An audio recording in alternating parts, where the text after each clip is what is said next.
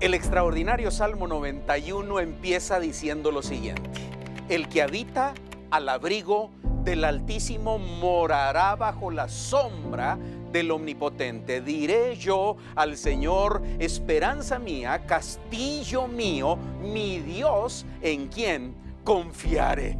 Pero empieza diciendo el que habita.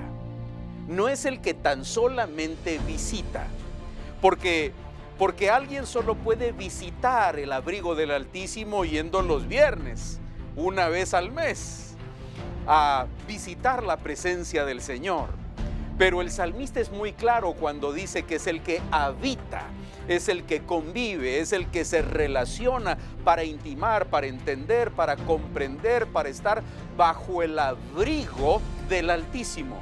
Conoce el tono de voz del Altísimo, conoce el corazón del Altísimo, ha entendido que estar cerca del Altísimo es la clave de la vida, pero el que tan solamente visita de vez en cuando el abrigo del Altísimo, pues no morará bajo la sombra del Omnipotente.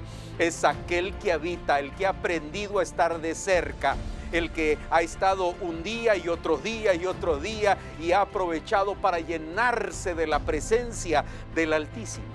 Eso es lo que dice el Salmo 91. Ahora, la palabra habitar que se menciona en el Salmo 91 tiene mucho que ver con la palabra habitación.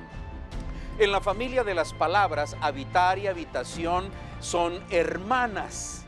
Tienen el mismo fundamento y las mismas raíces. Y vaya si no, la habitación se convierte en un punto importante para relacionarse con el Señor.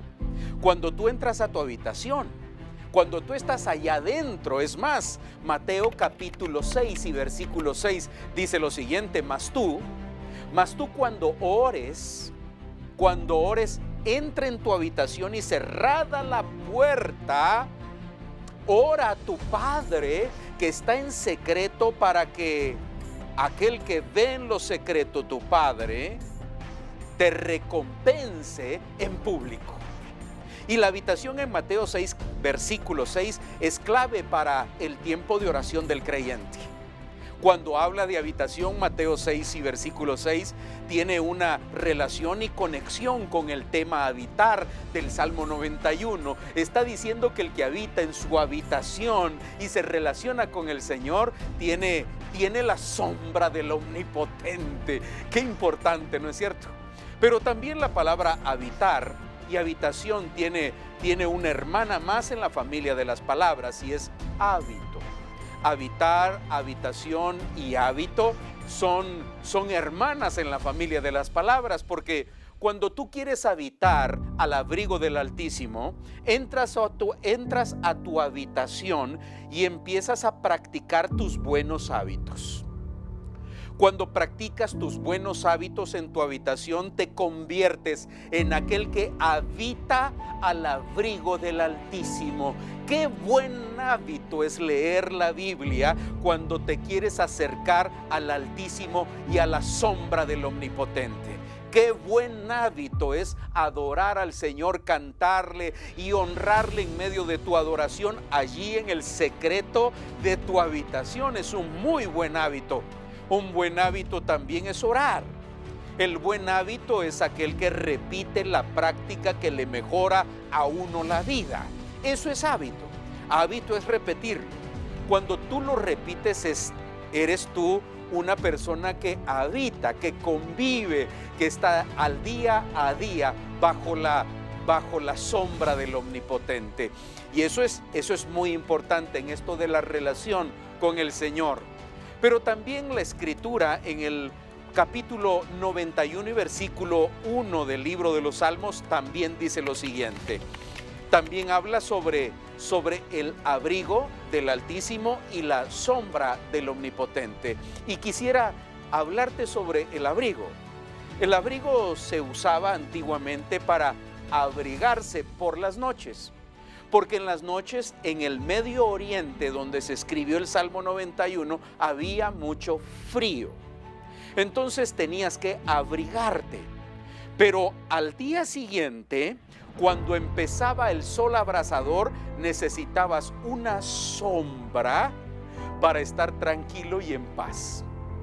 Cuando el Salmo 91 en su versículo 1 menciona el abrigo y menciona la sombra, está hablando de la noche y el día de aquel que ora y se acerca al Señor.